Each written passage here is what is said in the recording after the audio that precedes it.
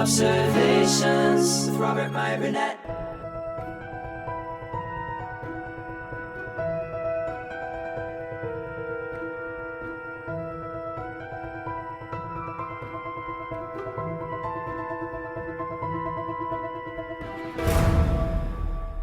I don't know Bob Iger. I know I've joked in the past that Bob Iger on the John Campea show, I've said Bob Iger and I are on, we tweet all the time, or we're always instant messaging each other or just texting. And I have lunch with him after our squash game every Sunday at Jeffrey's in Malibu. This is a lie. I will flat out, I have no problem admitting to you what isn't true. What isn't true is I don't know Bob Iger. Never met the man. I admire him. I've always admired what he did. As many people know, I have a theory about what happened to John Carter. And one day I've talked about it, but I love Bob Iger. I love what he's done with Disney. Whether you like what Disney's doing or not, you have to admire Bob Iger for acquiring everything from Pixar to Lucasfilm to Marvel. He's done a great job. And he's got a new book out, and he's been promoting it on the talk show circuit. And he showed a lighter that Frank Sinatra gave him when he was young, just starting out in the business. I think it was at Madison Square Garden. But you got to love Bob Iger. You got to love Bob Iger. But anyway, today, October 23rd, this was at 10:20 a.m. It was posted while I was on the John Campea show today. This is the Deadline version. This is on deadline.com, which is, for those of you who don't know, Deadline is kind of the go-to industry website. Here's what Deadline's headline said. Disney's Bob Iger to filmmakers. Criticism of Marvel films. If they want to bitch, it's certainly their right. I read. Did I say who wrote it? Oh, yeah. Dino Ray Ramos. Dino Ray Ramos wrote this article. Dino Ray Ramos. Disney boss Bob Iger has finally spoken up about the divisive topic that has been plaguing the world of film, whether or not superhero movies are cinema.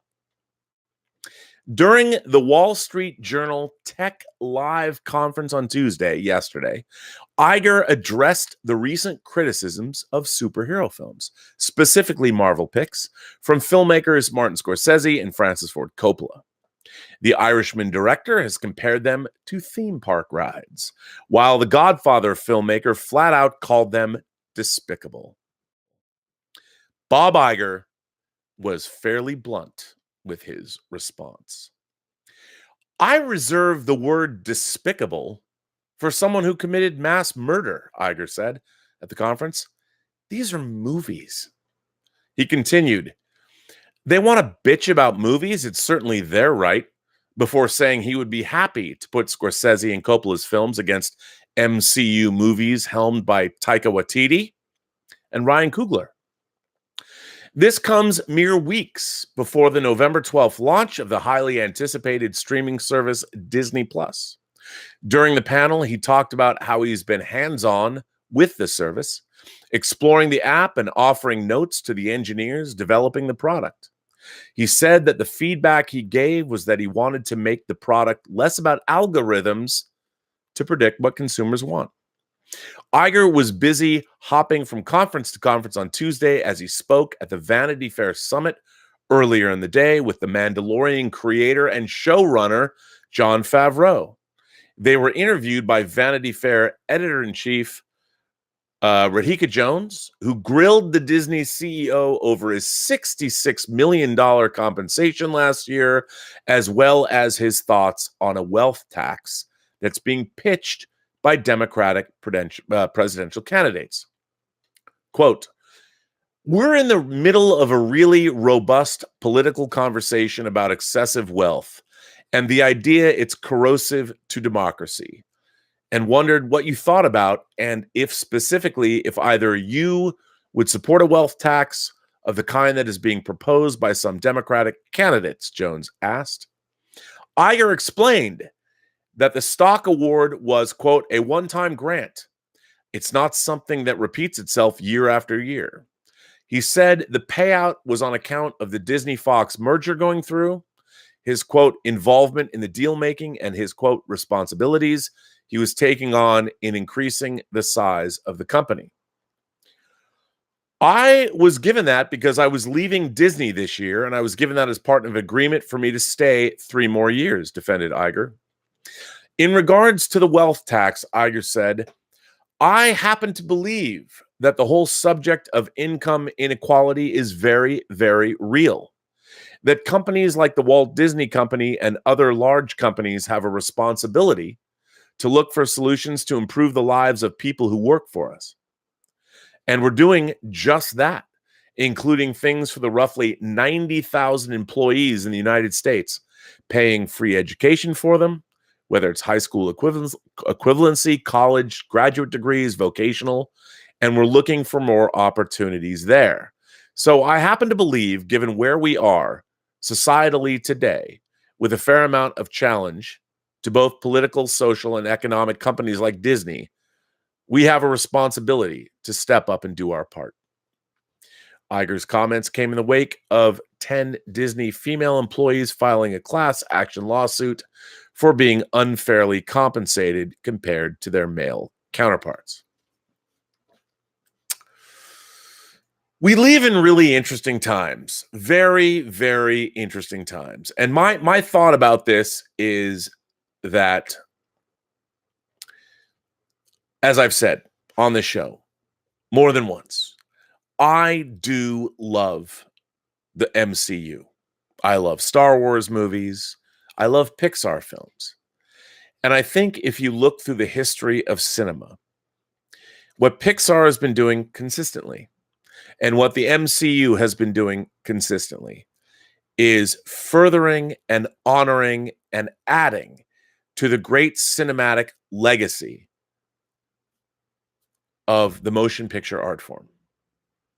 Lucasfilm does not need anyone to defend them. What Lucasfilm has done, I mean, Pixar wouldn't exist without Lucasfilm, first and foremost. The Star Wars films and what George Lucas has done, pioneering visual effects. I mean, people can make fun of the Phantom Menace all they want, but Jar Jar Binks, the characterization, the way it was, Jar Jar was actually created, groundbreaking. ILM has done unbelievable work in terms of changing the motion picture industry. And it's such a strange thing for me to hear some of my greatest idols as far as filmmaking is concerned going after the MCU, because the MCU it's a genre. The superhero genre is just another extrapolation of, I would say, heroic characters. Whether you go back to, I don't know, Hercules or Gilgamesh or whatever, the MCU, it's not like the MCU is, what they've done is, if anything, they've elevated these let's say one-dimensional characters and given them new life, new personalities writ large on the big screen. It's amazing what the MCU has done. And these are not films that are dumbed down for the masses. As a matter of fact, if you buy into them, they're relatively sophisticated. I mean, you could look at Doctor Strange and get off on the visuals, and you could, smoke a fatty and be like, oh man, look at that. Awesome visuals. Or you could sit down and go, wow, here is a man of science, Stephen Strange, who, after losing his ability to do what he is best at, which is being a surgeon, does he give up? No. He decides to travel and become enlightened, go to a different part of the world, learn about something, learn ways of life, or learn ways of thinking he didn't even consider before, because he was a man of science, and he expanded his mind and ends up becoming one of the world's great heroes. How is that a bad message? How is that not cinematic?